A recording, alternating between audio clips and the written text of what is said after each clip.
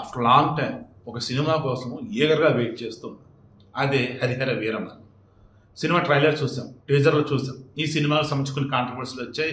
Reality ఏంటన్నప్పుడు నిన్న పవన్ కళ్యాణ్ చెప్పినట్టు అంశాలు ఓవరాల్గా అన్నప్పుడు నేను మరలా చెప్తున్నా, గణేష్ గోల్డ్ తాకట్టులో ఉన్న బంగారాన్ని విడిపించి కొనబడును. సంప్రదించండి 9966651144. పవన్ కళ్యాణ్ లాంటి వాడు మరలా రాడు. పవన్ కళ్యాణ్ లాంటి వాడు ఎక్కడ వెతికినా లేడు. చాలా క్లారిటీ చెప్పేది. నిన్న పవన్ కళ్యాణ్ చెప్పింది కానీ, అంతకుముందు హరిహర వీరమలకు సంబంధించి జరిగినాయి కానీ, ఓవరాల్గా ఏపీ రాజకీయాలు కానీ మొత్తం క్రాస్ చెక్ చేయండి. పవన్ కళ్యాణ్ లాంటి వ్యక్తి, ధర్మానికి కట్టుబడి ఉన్నటువంటి వ్యక్తి, ప్రజల కోసం బ్రతుకుతున్నటువంటి వ్యక్తి, పోరాటం అన్నది ఏదైనా సరే అంతిమంగా విజయం సాధించేంత వరకు వెనుకడుగు వేసేది లేదు అంటూ అడుగేస్తున్న వ్యక్తి ఎక్కడన్నా ఉన్నారేమో మీరే చెప్పండి. అజ్ఞాతవాది సినిమాలో త్రివిక్రమ్ చెప్పే డైలాగ్, అది కుర్చీ, అది ఆ కుర్చీగా మారటానికి ఓ చిన్న యుద్ధమే చేయాల్సి వచ్చింది. నిజమే, మొక్క చెట్టు అవ్వాలి, ఈలోపు దాన్ని ఎవడు కొట్టే కూడా ఉండాలి. చెట్టు అయిన తర్వాత మరల దాని కలప స్టాండర్డ్ ఉందో లేదో చూసుకోవాలి. ఆ కలపతో మరల పొయ్యిలో పొలలా లేదన్నప్పుడు ఇదిగో కుర్చీ తయారు చేయడం అన్నప్పుడు మళ్ళీ కుర్చీ తయారు చేసడం మనం జాగ్రత్త చూసుకోవాలి. నెంబర్ ఆఫ్ అన్నమాట.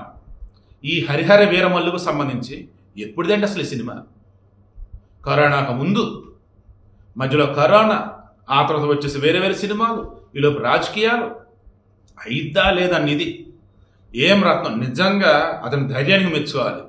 నాకు తెలిసి పాపం ఫైనాన్షియల్గా బాగా చితికిపోయాడు ఆయనైతే. రేపు హరిహర వీరమల్లు సినిమాకి అద్భుతమైన కలెక్షన్లు వస్తే సేఫ్ జోన్లో ఉంటాడు ఏం రత్నం. ఏమాత్రం కొంచెం అటు ఇటు అయినా సరే పాపం చాలా ఇబ్బందుల్లో పడతాడు.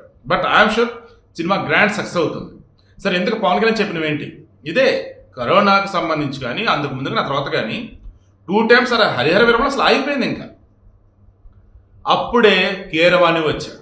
ఆయన సంగీతం సినిమాకి ప్రాణం పోసింది, సరికొత్త ఉత్సాహాన్ని ఇచ్చింది. దానివల్లనే మరలా నేను స్టార్ట్ చేయగలిగాను, కంప్లీట్ చేశా అన్నాడు. మీకు బాగా గుర్తుంటే క్రిష్, జాగరముడి రాధాకృష్ణ, వేద సినిమా డైరెక్టర్, ఆయన ఈ సినిమాని కంప్లీట్ చేయాలి. బట్ అనుకున్న వేలో ఈయన షెడ్యూల్ దొరకటం లేదు, ఈయన బిజీగా ఉన్నాడు. అండ్ రిమైండింగ్ వాళ్ళకి సంబంధించేసి డేట్స్ అవన్నీ సెట్ అవ్వట్లేదు. అండ్ దానికి తోడు ఆయన యాడ్స్ కూడా చాలా చేస్తాడు క్రిష్. ఓ పక్క యాడ్స్ బిజీ, మరో పక్క సినిమాలు బిజీ. ఈ మూమెంట్లో ఈ సినిమా కంటే ఇక ఫుల్ ప్లెజ్డ్గా పండించాలని చెప్పేసి అనుకొని మొత్తంగా మాట్లాడుకొని ఇంకా ఆయన డ్రాప్ అయ్యాడు. అప్పుడు జ్యోతి కృష్ణ, ఏం రత్నం గారు అబ్బాయి, అతను వచ్చాడు. మీరు నమ్ముతారా లేదో, ఈ సినిమాలో కొన్ని సీన్స్ పవన్ కళ్యాణ్ డైరెక్ట్ చేశాడు. Particular action scenes. ఒక ముఖ్యమంత్రి, ఉప ముఖ్యమంత్రిగా ఉంటూ, ఓ పార్టీకి అధినేతగా ఉంటూ, సినిమాలలో పొలిటికల్గా అన్నీ కూడా సెట్ అంటే ప్రాపర్ వే లిఫ్ట్ చేసుకుని ముందుకెళ్ళండి. ఎంత కష్టం మీరు ఆలోచించండి. గతంలో ఎన్టీ రామారావు ఉన్నప్పుడు కూడా, సినిమాలలో ఉన్నప్పుడు రాజకీయాలకు సంబంధించిన లేదు, రాజకీయాలు ఉన్నప్పుడు సినిమాలకు సంబంధించిన జస్ట్ ఒక పర్టికులర్ టైం టేబుల్, ఒక షెడ్యూల్ అంతే. బట్ ఇక్కడ పవన్ కళ్యాణ్ అలా కాదు కదా. ఓ పక్క సనాతన ధర్మాన్ని కాపాడటం కోసం అడుగులు వేస్తూ, మరో పక్క వచ్చేసి జనసేనని ముందుకు తీసుకువెళ్ళిపోతూ, ఇంకో పక్క కూటమి గవర్నమెంట్లో కీలకంగా ఉంటూ, మరో పక్క తను ఏదైతే సినిమాలకు డేట్స్ ఇచ్చాడో అవన్నీ కంప్లీట్ చేసుకుంటూ, నాకు తెలిసి ఓజీ ఒరిజినల్ గ్యాంగ్స్టర్ రేపు సెప్టెంబర్ 24, 25 రాబోతుంది. ఆ తర్వాత వచ్చేసి హరిహర వీరదేవ్, ఉస్తాద్ భగత్ సింగ్ ఉంది.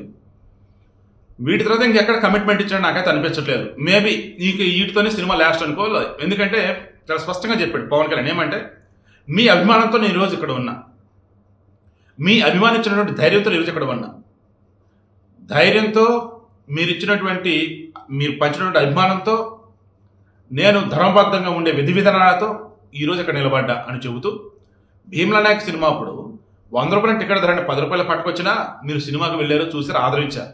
నా బలం మీరే, నా ధైర్యం మీరే. ఇక నేను ఎన్నవని ఉంటాను చూశారు, ఎప్పుడు ధర్మంగా నిలబడతా. హరిహర వీరమలో కల్పిత కథ. ఎటువంటి కల్పిత కథ? మొఘలుల కాలంలో హిందూ దేశంలో, హిందుస్థాన్లో హిందూగా బతకాలన్నా పన్ను కట్టాలి. అటువంటి అప్పుడు ధర్మం కోసం, ప్రజల కోసం ఒక వ్యక్తి వచ్చాడు. ఆ స్టోరీని ఇది అని చెప్తూ, కొల్లూరు దగ్గర మనకి ఈ కోహినూర్ దొరికింది. ఆ తర్వాత వచ్చేసి ఢిల్లీకి ఎలా వెళ్ళింది అన్నప్పుడు మధ్యలో హైదరాబాద్ నుంచి ఢిల్లీకి ఎలా, ఆ ఢిల్లీ మొఘలుల దగ్గర నుంచి బ్రిటిష్ వాళ్ళ దగ్గర నుంచి లండన్ మ్యూజియం, ఇది అంతలా అదంతా సినిమాలో చూపించా ఉన్నా. మరలా చెప్తాను చూడండి.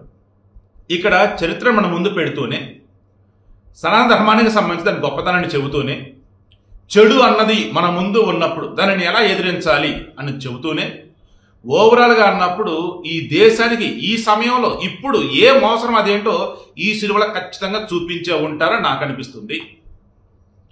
నిజంగా ఈ హరిహర వీరమల సినిమా కోసం నో డౌట్ చిన్నప్పటి యుద్ధం అది ఒక పెద్ద యుద్ధమే చేశాడు Pawan Kalyan.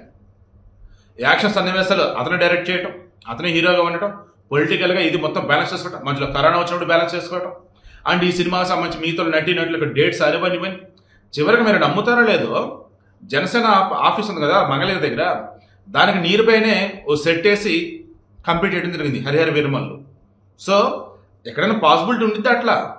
Cinema VFX works కావచ్చు, రిమైనింగ్ కావచ్చు, అన్నీ కూడా ఎక్స్ట్రాడినరీ అవడానికి ఇంత టైం పట్టింది. లేదంటే ఇప్పటికి ఎప్పుడో రిలీజ్ అవ్వాలి సినిమా.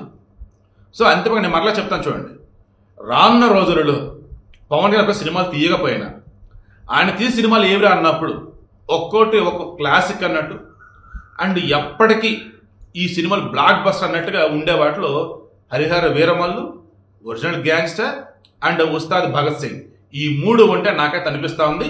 అండ్ అందరితో పాటు నేను కూడా ఏకరగా వెయిట్ చేస్తున్నా హరిహర వీరమల్లు కోసం.